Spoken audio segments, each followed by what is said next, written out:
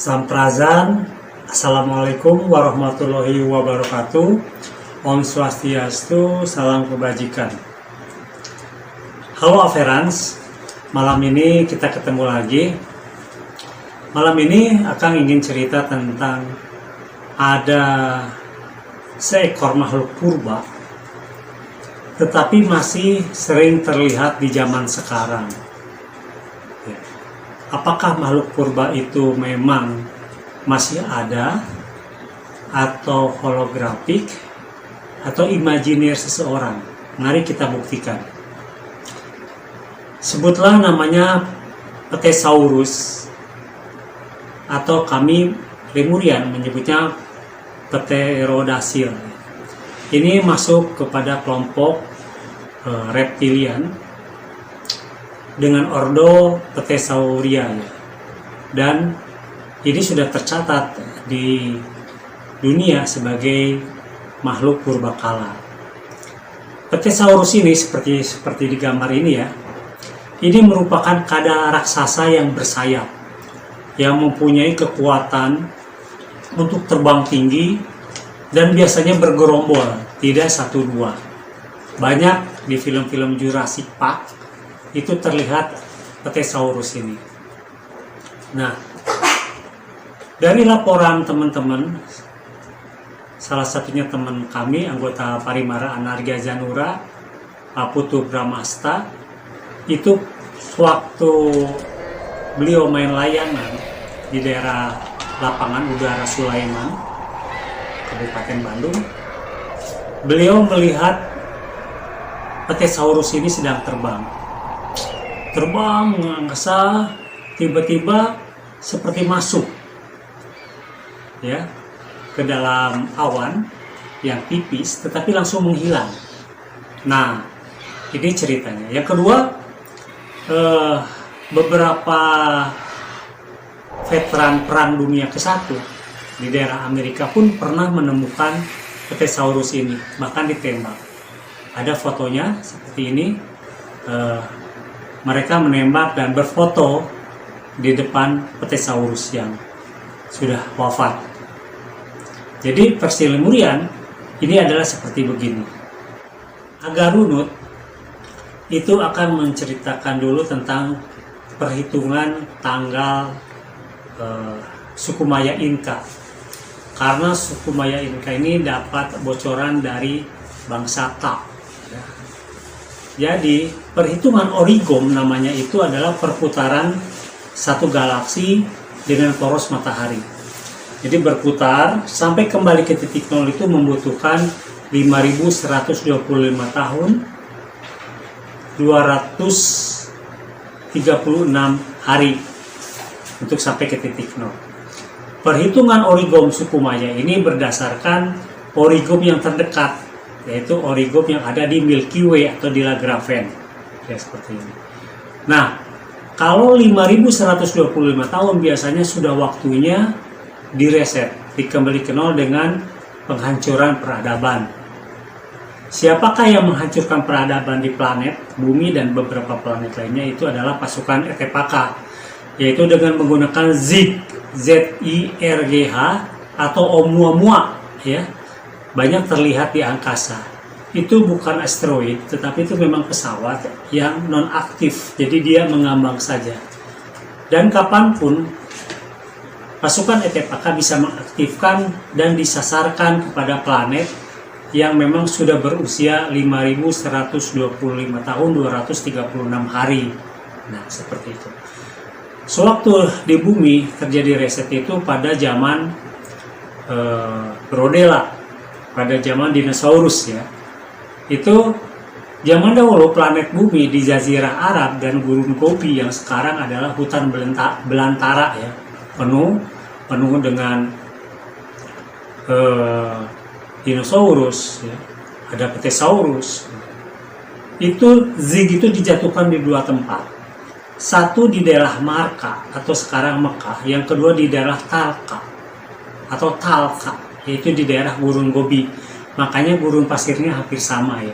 Jadi karena terjadi ledakan panas, kulit keras bumi itu terbalik, keras bumi, setelah terbakar ribuan tahun dan akhirnya mendingin.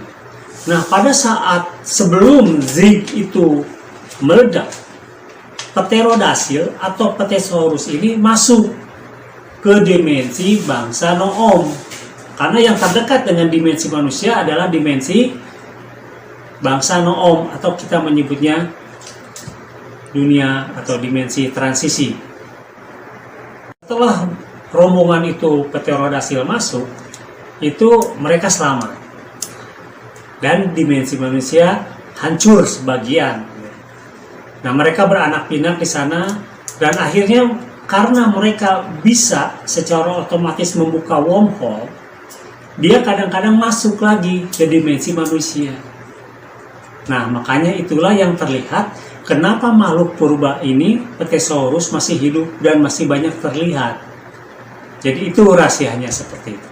Nanti akan ceritakan lagi tentang origom. Apa itu origom ya? Nah, patut diduga satu binatang besar seperti dinosaurus itu masih ada di Danau Loch Ness di Inggris yang sering ada penampakan. Kemungkinan itu juga seperti Pterosaurus, yaitu ketika zig dijatuhkan, dunia terbakar, itu mereka masuk ke wormhole tadi, masuk ke dimensi transisi. Cuman mungkin satu ekor saja, makanya tidak beranak pinak seperti Pterodasil dan Pterosaurus. Nah, sekarang akan ceritakan tentang apa itu origom, hubungannya dengan suku Maya, hubungannya dengan 4 bangsa besar alien, dan hubungannya dengan Gunung Padrang yang ada di Kabupaten Cianjur ya, yaitu sebagai berikut. Origom merupakan sebuah bintang yang dijadikan patokan untuk perhitungan perputaran kalender galaksi Lagrange atau galaksi Bima Sakti, di mana perhitungan ini dilakukan dari setiap perputaran bintang yang ada di galaksi.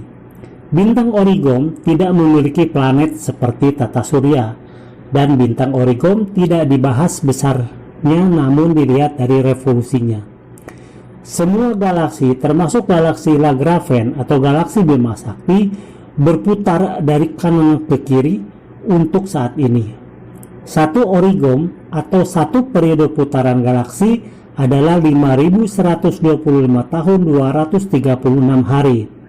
Sekarang galaksi Lagrange, galaksi Bima Sakti berumur sekitar 435 origom semenjak tanggal 21 Desember 2012.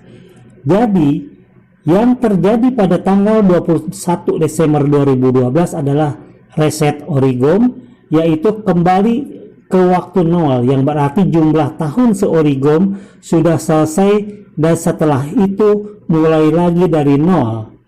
Perhitungan satu origom selalu mengalami perubahan karena galaksi Lagrange, galaksi Bima Sakti sampai sekarang masih memuai. Bintang origom dijadikan patokan karena revolusinya terhadap galaksi lebih cepat dibandingkan yang lain.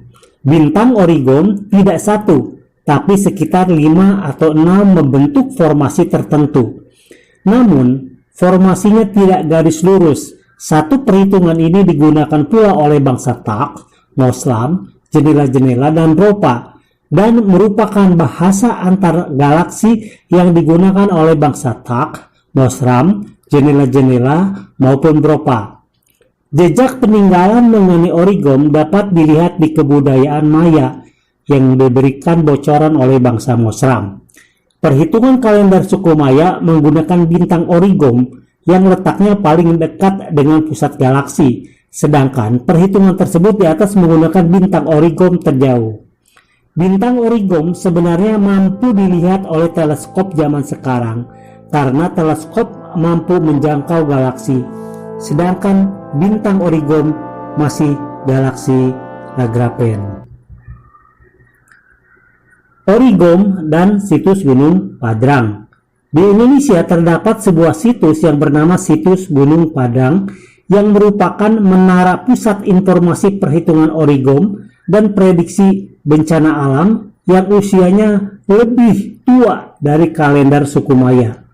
Di sekitar daerah Gunung Padang terdapat sekitar 5 buah piramid berbentuk segi empat, di mana piramid situs Gunung Padang berada di tengahnya. Keempat buah piramid tersebut sebenarnya merupakan sebuah pemancar yang mengirimkan sinyal yang terletak di tengahnya sedemikian rupa hingga membentuk satu piramida. Untuk kemudian sinyal ini ditembakkan ke atas menuju bintang. Selain itu, di bawah Gunung Padang terdapat pasir origom yang dapat menyerap air dan dapat merasakan getaran-getaran di dalam bumi, sehingga dapat mendeteksi datangnya bencana. Mekanisme untuk pendeteksian bencana adalah air yang mengalir dalam generator yang berada di dalam piramida tersebut, ditarik ke atas oleh pasir origom, lalu diolah datanya.